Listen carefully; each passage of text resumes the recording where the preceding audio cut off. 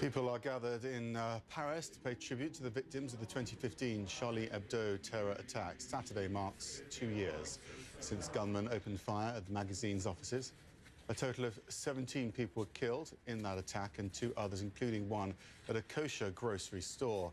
People around the world united in solidarity after the attacks with the slogan "Je suis Charlie," French for "I am Charlie."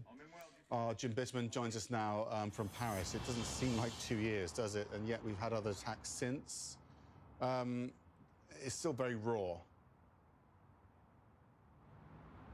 I'd say so, Max. I think that this morning was, again, a reminder of exactly how severe that very murderous year of 2015 was, because it began with the attacks at Charlie Hebdo, where 17 people were killed over the course of 2 days at Charlie Hebdo and in 2 other locations.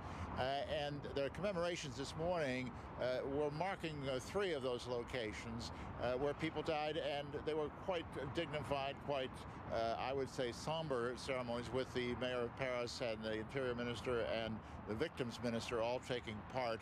But that was the beginning of a terrible year that ended with November 13th, which was, of course, that terrible attack at the Bataclan nightclub and other locations in Paris. So a real sober reminder here, and I think it's the kind of thing that going forward we're going to see again and again, because since there have been other attacks. Max?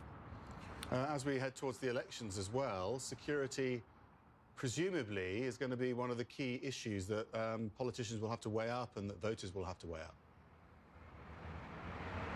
Absolutely, and I think that's one of the things that's key when you do public opinion surveys about what is the most important issue on voters' minds. Security is actually overshot and is more important to voters than the economy, which is the economy is not in great shape either. But the security issues are something that the voters are going to be looking towards the candidates for, the kind of promises that they'll be making, and already the ones that are out campaigning, the candidates that are out campaigning have already been talking about this issue quite a bit.